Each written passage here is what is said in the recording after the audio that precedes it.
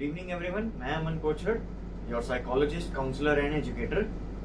मैं वेलकम करता हूं आपको मेरे यूट्यूब चैनल साइकोलॉजी क्लासेस पर, जहां पर अभी तक हम कर चुके हैं chapter 1 complete for class 12th and अभी हम कर रहे हैं chapter 2 that is self and personality for class 12th। आज का टॉपिक हमारा क्लास 12th के लिए रहेगा about the post Freudian approaches, और जिसमें हम एक आज अप्रोच पढ़ेंगे that is of the Carl Gustav young.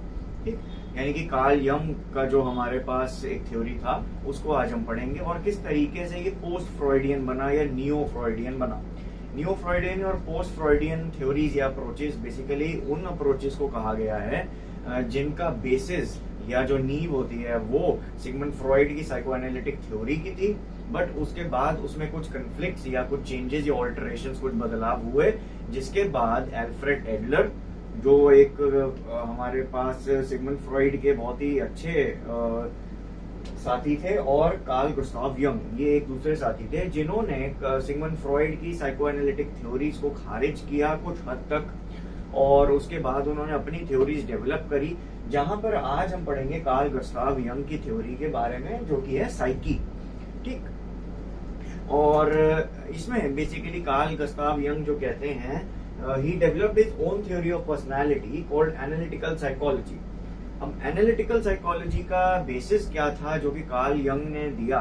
उन्होंने ये कहा कि लाइफ के जो भी एक्सपीरियंसेस या इंडिविजुअल जो भी एक्सपीरियंस फेस करता है अपनी लाइफ में या जो उसने पास्ट में किया होता है एक्सपीरियंस, वो सब कुछ एक इंडिविजुअल में ही फोर्सेस डेवलप होते हैं और उनका जो कंडीशन बनता है वो बैलेंस बनता है बिटवीन द इंडिविजुअल, यानी कि इंडिविजुअल में ही कुछ ऐसी टेंडेंसीज या कुछ ऐसी कंडीशंस होंगी जो कि कभी कभार बैलेंस या इनबैलेंस्ड फॉर्म में वर्क करेंगी, ना कि सिगमंड फ्रॉइड की सेक्सुअल या लिबिडो थ्योरी के अकॉर्डिंग, जहां पर उन्होंने कहा था कि कोई भी अगर हमें प्लेजर मिलना होता है एक इंडिविजुअल को या एक इंसान को, वो सिर्फ एक लिबिडल एनर्जी या एक सेक्सुअल एनर्जी के द्वारा मिलता है। सो इस पॉइंट को बेसिकली कार्ल यंग ने खारिज किया था। उन्होंने ये कहा था कि जो भी एनर्जी ह्यूमन में होती है वो बेसिकली सेक्सुअल एनर्जी या लिबिडो की एनर्जी नहीं होती। ठीक, वो बेसिकली होती है एक सर्वाइवल एनर्जी की, जो कि एल्फ्रेड एडलर और कार्ल यंग दोनों ने कहा था। तो आइए पढ़ते हैं कि कार्ल यंग की थ्योरी में बेसिकली हमारे पास 3 पार्ट्स होते हैं, और जो ये 3 पार्ट्स हैं ये एक अम्ब्रेला टर्म के बनते हैं that is the psyche. Psyche को मैं यहाँ पर डिफाइन करना चाहूंगा, it means the combination of the conscious and the unconscious experiences. Psyche को सिगमंड फ्रॉइड ने जिस तरीके से डिफाइन किया था, उन्होंने कहा था the levels of consciousness and the ego, super ego. But Carl Jung कह रहे हैं that it is the combination of the conscious and the unconscious. But Carl Jung के द्वारा यहाँ पर अनकॉन्शियस के भी 2 पार्ट्स देखने को मिलते हैं और कॉन्शियसनेस का एक पार्ट जो कि ईगो, अगेन जो सिगमंड फ्रॉइड के साथ मैच करता है, कहीं ना कहीं सिमिलर है। तो सबसे पहले ईगो को समझते हैं कि ईगो का कंसेप्ट बेसिकली है क्या।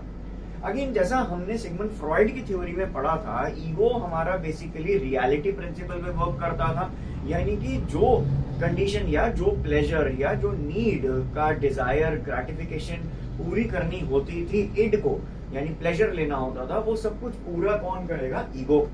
और यही सिमिलर फ्रेमवर्क जो है कार्ल यंग ने भी बताया था अपनी साइकी थ्योरी में या एनालिटिकल थ्योरी में। कॉन्शियस यहाँ पर पहला पार्ट आता है ईगो। ये बेसिकली हमारे कॉन्शियस का सेंटर होता है, यानी कि हमारी जो पूरी सेल्फ रहती है वो इस ईगो के चारों तरफ घूमती रहती है, ऐसा या रिवॉल्व करती है, ऐसा कार्ल यंग ने डिफाइन किया। Maintains the relation with other content as well. अब यहाँ पर दूसरा कंटेंट क्या होगा, यानी कि the personal conscious and the collective unconscious. तो पर्सनल अनकॉन्शियस और कलेक्टिव अनकॉन्शियस के ये जो 2 पार्ट्स हैं, जिसमें सबसे ज्यादा मेजर इंपॉर्टेंट जो टाइप है वो होगा आर्केटाइप्स का, जिसको मैं अभी डिफाइन करूंगा थोड़ी देर में। ये सारे मिल के कनेक्शन बनाते हैं हमारी ईगो के साथ, यानी कि हमारी कॉन्शियसनेस के साथ। ठीक, नेक्स्ट आता है अब हमारे पास एक कंसेप्ट जो कि है पर्सनल अनकॉन्शियस। पर्सनल अनकॉन्शियस एक ऐसा टर्म है जहां पर कुछ ऐसे इवेंट्स, कुछ ऐसे चाइल्डहुड एक्सपीरियंसेस या इवेंट्स या सिचुएशंस जो फेस तो की गई थी, बट कहीं ना कहीं during the point of time जब आगे लाइफ बढ़ी उस इंसान की, तो वो कहीं ना कहीं चीजें जो है वो रिप्रेस हो गई और वो उस टाइम पे कॉन्शियस में थी।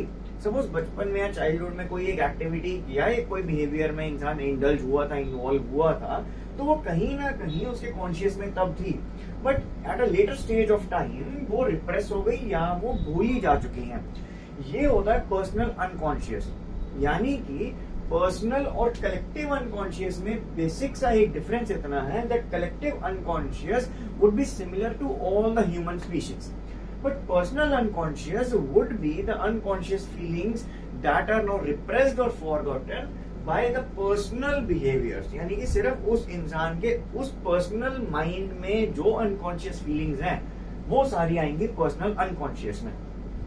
चाइल्डहुड की मेमोरीज आ सकती हैं, क्योंकि अब यहाँ पर अगर हम डिफरेंस क्रिएट करने की कोशिश करें तो चाइल्डहुड मेमोरीज हर इंसान की डिफरेंट होंगी। ऐसा नहीं है कि हर इंसान की सिमिलर टाइप्स ऑफ चाइल्डहुड की मेमोरीज होंगी। यहाँ पर memories of childhood personal unconscious में डिफाइन किया जाएगा। पास्ट एक्सपीरियंस, जो भी एक्सपीरियंस किया होगा उस इंडिविजुअल ने, वो सारा कहाँ पर आएगा? पर्सनल अनकॉन्शियस में।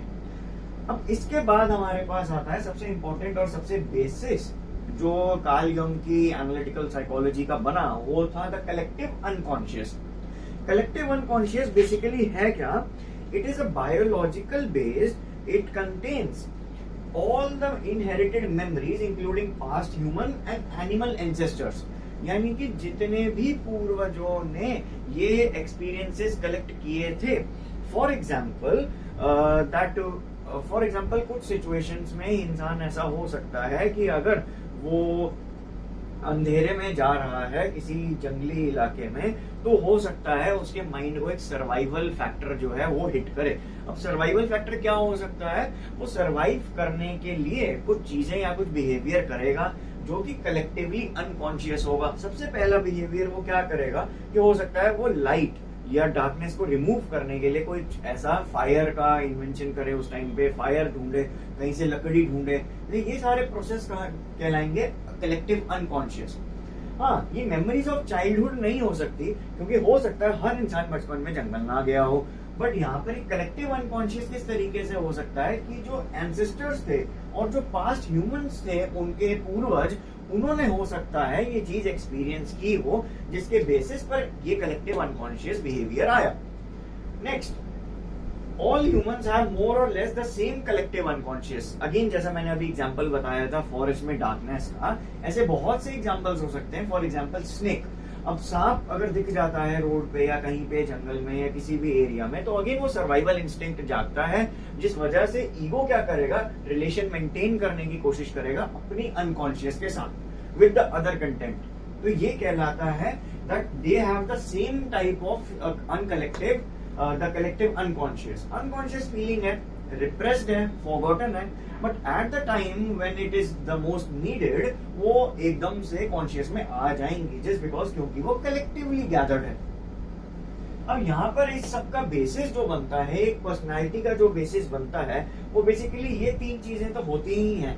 इसके साथ एक और टर्म होती है जिसको कहा जाता है आर्कीटाइप। अब आर्कीटाइप का यहाँ पर एक्चुअल में ग्रीक मीनिंग क्या होता है?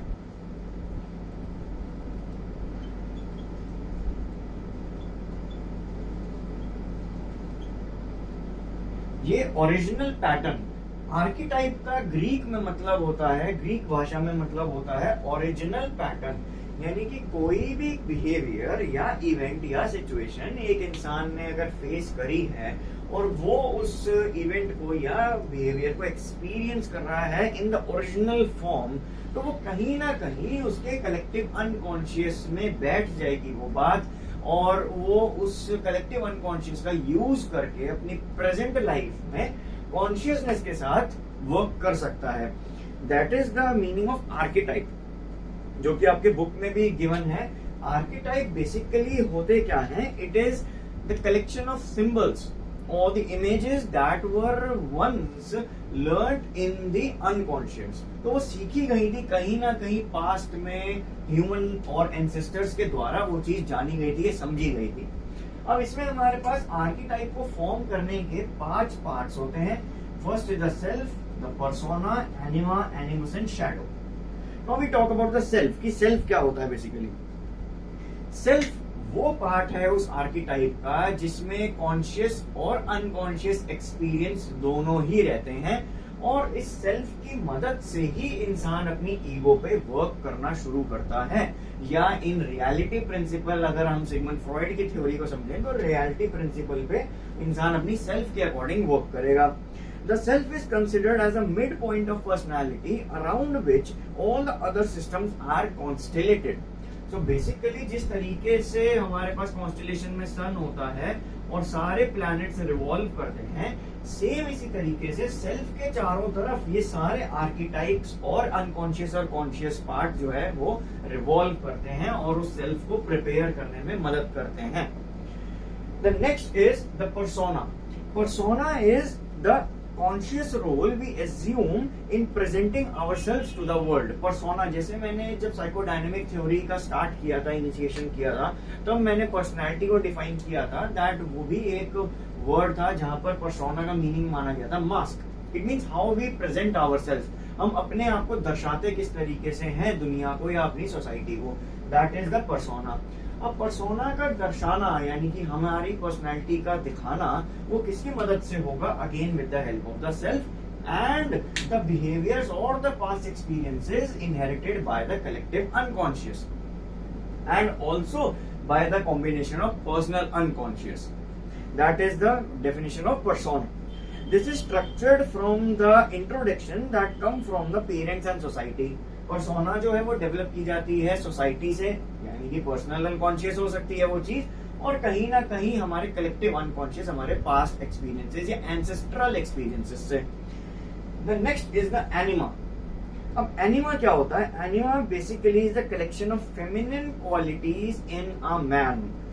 कुछ क्वालिटीज जो हैं वो निर्धारित की गई हैं that are particularly based only for the man and the women. तो विमेन की जो क्वालिटीज मानी जाती है वो होती हैं ओवर फ्रेंडलीनेस, एम्पैथी, और बहुत ज्यादा रिगार्ड करना, हेल्पिंग नेचर, बहुत ज्यादा साथ देना एक दूसरे का। तो ये सारी चीजें जो हैं वो एक विमेन के ट्रेट्स माने गए थे उस टाइम पे। बट अगर ये विमेन के ट्रेट्स या कैरेक्टरिस्टिक्स एक फीमेल में है, एक मेल में है, यानी कि वो माना जाएगा कि वो एनिमा है। अगेन मैं इसको डिफाइन करूंगा that what anima is. Anima is a collection of feminine qualities in the man. ठीक, तो एक इंसान में, एक मैन में, एक मेल में अगर फीमेल क्वालिटीज देखने को मिलती हैं इन टर्म्स ऑफ बिहेवियर्स तो वो क्या कहलाएगा? एनिमा।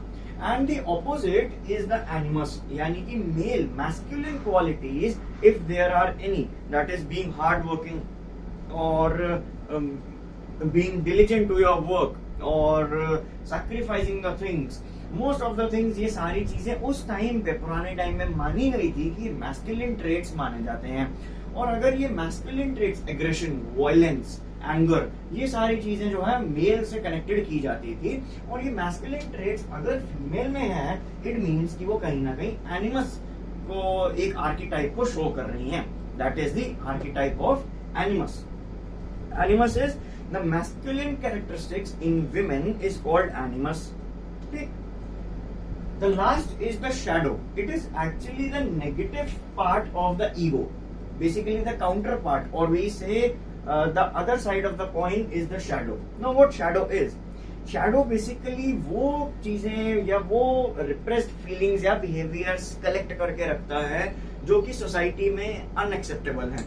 ठीक, तो शैडो में बेसिकली वो चीजें या वो बिहेवियर्स हमारे पास से रिलेटेड कहीं ना कहीं रिप्रेस या सप्रेस रहते हैं, इधर कॉन्शियसली और अनकॉन्शियसली, जो कि सोसाइटी में एक्सेप्टेबल नहीं है, सोसाइटी उन्हें कंफर्म नहीं करेगी, वो सोसाइटी में चलने के लिए गलत हैं वैसे रूल्स और वैसे रेगुलेशंस। तो वो सारी चीजें जो हैं वो कलेक्टिवली अनकॉन्शियस के आर्कीटाइप में शैडो में स्थित रहती हैं। आई होप कि आज का टॉपिक आपको क्लियर रहेगा एंड मैं नेक्स्ट टॉपिक लूंगा जो हमारी एनसीईआरटी की बुक है, that is of the Karen Horney, that is optimism, और उसके बाद एल्फ्रेड एडलर, जहां पर उन्होंने लाइफस्टाइल और सोशल इंटरेस्ट के बारे में बताया। एंड आई गेस कि आज का टॉपिक भी आपको क्लियर होगा। जिस तरीके से आप मेरी पुरानी वीडियोस और मेरे लेक्चर्स को पसंद कर रहे हैं, लाइक कर रहे हैं, आई वुड ऑल्सो लव कि आप ज्यादा से ज्यादा शेयर करें अपने फ्रेंड्स और अपने बैचमेट्स के साथ, so that they can also get to know how a psychologist would understand these terms, and एक psychologist के point of view से आपको ये टीचिंग्स किस तरीके से प्रोवाइड की जाएंगी। Thank you once again for all the support. Keep reading, keep studying.